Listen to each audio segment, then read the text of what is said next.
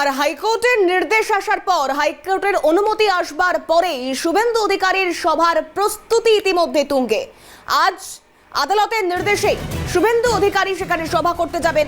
গত সপ্তাহে যে পরিস্থিতি হয়েছিল সেই প্রত্যেকটা পরিস্থিতির দিকে আমাদের নজর থাকবে, এবং তার আগে এই মুহূর্তে ইতিমধ্যেই মঞ্চ বাঁধার কাজ চলছে।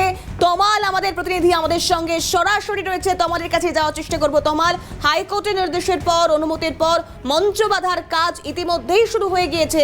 ঠিক কি ছবি, কি আয়োজন বিজেপির তরফ থেকে?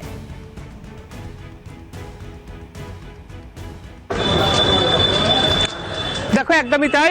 হাইকোর্টের বিচারপতি তীর্থঙ্কর ঘোষের শর্ত সাপেক্ষে যে অনুমতি দিয়েছে, তারপরে কিন্তু সভার মঞ্চ বাঁধার কাজ ইতিমধ্যে শুরু হয়ে গিয়েছে। আমি দেখাবো, আবার বাদিকেই রয়েছে বারুইপুর পুলিশ জেলার যে পুলিশ সুপার অফিস রয়েছে, সেই অফিস। আর এই অফিসের সামনেই সভা করার অনুমতি চেয়ে হাইকোর্টের দ্বারস্থ হয়েছিল শুভেন্দু অধিকারী। তোমাকে দেখাবো ইতিমধ্যেই যেরকম একদিকে মঞ্চ বাঁধার কাজ শুরু করে দিয়েছে, পাশাপাশি দেখা যাচ্ছে পুলিশের প্রস্তুতি, অর্থাৎ যেহেতু SP office, police super office অভিযান, সেই জায়গা থেকে পুলিশের প্রস্তুতিও শুরু হয়ে গেছে। প্রচুর পুলিশ কর্মী, মহিলা পুলিশ কর্মী আসতে শুরু করে দিয়েছে। আর আমি ডান দিকেই দেখাবো, ঠিক এসপি অফিসের উল্টো দিকে এই যে যেটা কিনা হাইকোর্ট থেকে শর্ত চাপানো হয়েছে যে 30/9 ফুটের যে মঞ্চ, সেই মঞ্চ বাঁধার কাজ ইতিমধ্যেই আজ সকাল থেকে শুরু হয়ে গিয়েছে। এবং সেই মঞ্চ বাঁধার কাজ নজরদারি এখানে চালাচ্ছে বিজেপি যে রাজ্য কমিটির সদস্য রয়েছে, তারা রয়েছে, বিজেপি কর্মীরা রয়েছে।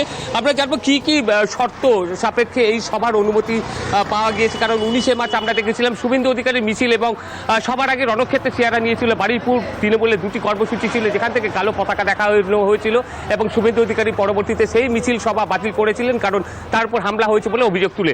আমরা কথা বলবো, হাইকোর্ট থেকে পারমিশন নিতে হচ্ছে এবং পারমিশন পেলেন, এটা একদিকে যেরকম বিজেপির জয়, অন্যদিকে বিরোধীদের বারবার কেন হাইকোর্টের দ্বারস্থ হতে হচ্ছে, বিশেষ করে বিজেপিকে? দেখুন, বর্তমানে ভারতীয় জনতা পার্টি, সাধারণ মানুষ যেভাবে বিজেপিকে সমর্থন করছে, তাতেই তাদের মাথা গরম হয়ে গেছে।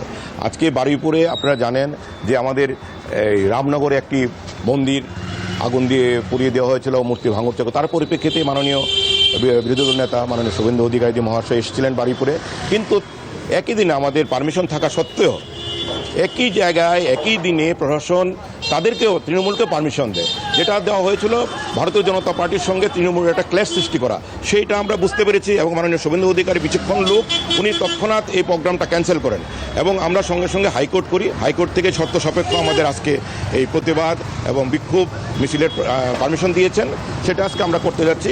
কি কর্মসূচি? আজকে আমাদের এসপি অফিস ঘেরাওয়ের কর্মসূচি। এসপি অফিস আমরা অবরোধ করব এবং এখানে আমরা বসবো, এবং মাননীয় শুভেন্দুদা আসবেন, উনি আমাদের মাঝে বক্তব্য রাখবেন এবং একটা বার্তা দিয়ে যাবেন মাননীয় প্রশাসনদের কাছে।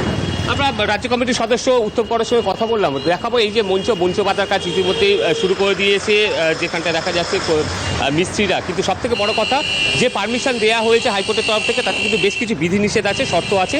যেরকম 1000 জনের বেশি কর্মী এখানে থাকতে পারবেন না এই সভাতে। এছাড়াও যে মাইকের বিধিনিষেধ করা হয়েছে, 25টার বেশি মাইক বাজানো যাবে না, 500 মিটারের মধ্যেই মাইক সীমাবদ্ধ রাখতে হবে। এসডিপিও অতীশ বিশ্বাস বারুইপুর, তার পুরোটাই পর্যবেক্ষণে পুরো সভাটা অনুষ্ঠিত হবে। এমন কিছু বক্তব্য রাখা যাবে না যেখানে ল অ্যান্ড অর্ডার সিচুয়েশন খারাপ হতে পারে। আমি আরও একজন এখানকার বিজেপি কর্মী রয়েছে, তার সঙ্গে কথা বলবো। অবশেষে সভা কি বলুন, কীভাবে দেখতে পেতেন সভাটা? আমরা একটা দুর্ভাগ্য রাজ্যে বাস করি যে আমাদের বিরোধী জনসভা বা মিছিল করতে হলে হাইকোর্টের পারমিশন লাগে। আর যদি বা আমরা স্বইচ্ছায় করতে আসি, তো তৃণমূলের গুন্ডা বাহিনীরা, রোহিঙ্গারা এসে হামলা চালাবে, গুলি নিয়ে সব হামলা চালিয়ে অ্যাটাক করার চেষ্টা করবে। তা সফলতা হয়েছে। আজকের বিরোধী দলনেতা আসবে, ওনার বার্তার জন্য আমরা অপেক্ষা করছি। উনি কি বার্তা দেয়, সেই নির্দেশে আমরা এগোবো আগামী দিনে সামনে বিধানসভা ভোটে। আচ্ছা, কি মনে করছেন আজকে শুভেন্দু অধিকারী কি বার্তা দিতে পারে? বাংলার যে নৈরাজ্য সারা বাংলা জুড়ে তৈরি হয়েছে, এবং শাসক দলের সার্বিক স্বজন পোষণ, একটা শ্রেণীকে তোষামোদ, এবং সারা রাজ্য জুড়ে আপনারা দেখুন প্রত্যেক জায়গায় হিন্দু দেবদেবীর উপর অত্যাচার। এটা মনে হচ্ছে শাসকের কাছে, শাসক হয়তো নিজেরা ভেবে নিয়েছে যে এটা আগামী দিনে পশ্চিম বাংলাদেশ তৈরি করতে যাচ্ছে। এর বিরুদ্ধে পশ্চিমবাংলার সমস্ত সনাতনী সমাজ এক হয়েছে, তাই শাসক দল ভয় পেয়েছে।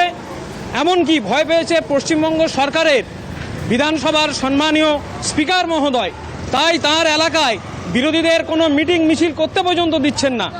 বিধানসভার যেখানে 50 জন বিধায়ক বারুইপুরের উপকণ্ঠে উপস্থিত হয়েছেন, শুধু বারুইপুরের মানুষকে জানানো যে পশ্চিমবাংলার বিধানসভায় সম্মানীয় স্পিকার মহোদয় তিনি কিভাবে পক্ষপাতিত্ব করছেন।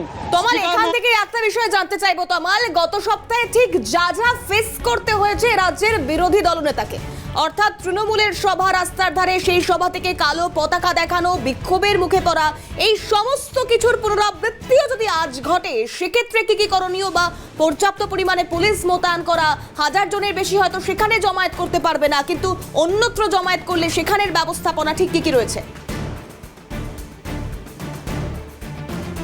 বারাইপুরের বুকে এই প্রথম দেখা গেল, এটা সারা পশ্চিমবাংলায় একটা একবার জানিয়ে রাখি, গতবার অর্থাৎ 19 মার্চ যে ঘটনা ঘটেছিল, অর্থাৎ তৃণমূলের দুটি কর্মসূচি ছিল একই রাস্তায়, যে রাস্তা থেকে বিরোধী দলনেতার মিছিল আসার কথা ছিল। যদিও তৃণমূলের পক্ষ থেকে বলা হচ্ছে যেহেতু প্রশাসনের বিরুদ্ধে এই বিক্ষোভ কর্মসূচি, সেই জায়গা থেকে প্রশাসনের কাছে দাবি দেওয়া নিয়ে যে কোনো রাজনৈতিক দল যেতে পারে, সেই জায়গা থেকে তৃণমূলের তরফ থেকে দলীয় কোনো কর্মসূচি অন্তত আজকের জন্য রাখা হয়নি। গতবার আমরা দেখেছিলাম 19 মার্চ যে মিছিল ছিল, যে সভা ছিল, তারপরে তৃণমূলের পক্ষ থেকে ঘোষণা করা হয়েছিল বারুইপুরের রাজপথে যদি মিছিলে হাঁটেন শুভেন্দু অধিকারী সহ যে বিধায়করা বা বিজেপি কর্মীরা, তাহলে কিন্তু শুদ্ধিকরণ কর্মসূচি করবে। আদিগঙ্গার জল এনে তারা রাস্তা ধোয়ার কর্মসূচি রেখেছিল, সেই কর্মসূচি অবশ্য মিছিল বাতিল হতে সেটা বাতিল হয়ে যায়। সেই ধরনের কোনো রকম কর্মসূচি নেই। কিন্তু তোমাকে আবারও বলছি, পুলিশ যথেষ্ট সক্রিয়। এখন 9:30 বাজেনি, এখনো পর্যন্ত যেটা দেখা যাচ্ছে বারুইপুর পুলিশ সুপার অফিসে ইতিমধ্যে প্রচুর পুলিশ কর্মী মোতায়েন করা হচ্ছে, কারণ 2 থেকে 5টা এই 3 ঘন্টার সময়সীমা বেঁধে দেওয়া হয়েছে সভার জন্য, যে এসপি অফিস অভিযান বিজেপির পক্ষ থেকে বলা হচ্ছে। আমি তাও একজন বিজেপি কর্মীর সঙ্গে কথা বলবো যে আজকের কর্মসূচি নিয়ে আপনারা কি চিন্তা ভাবনা করছেন, কারণ গতবার তো আমরা দেখেছিলাম তমাল, অবশ্যই পরবর্তীতে সেই ছবিগুলো থেকে নজর থাকবে। তমাল, আপাতত ধন্যবাদ।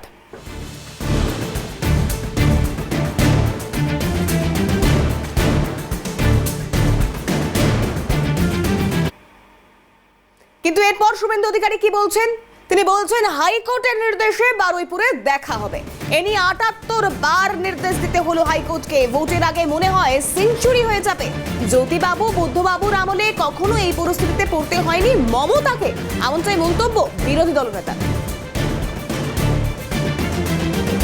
78তম হাইকোর্টের অর্ডারে বারুইপুরে দেখা, জ্যোতিবাবু স্বর্গত, বুদ্ধবাবু স্বর্গত, এরা কোনোদিন মমতা ব্যানার্জিকে এভাবে আটকায়।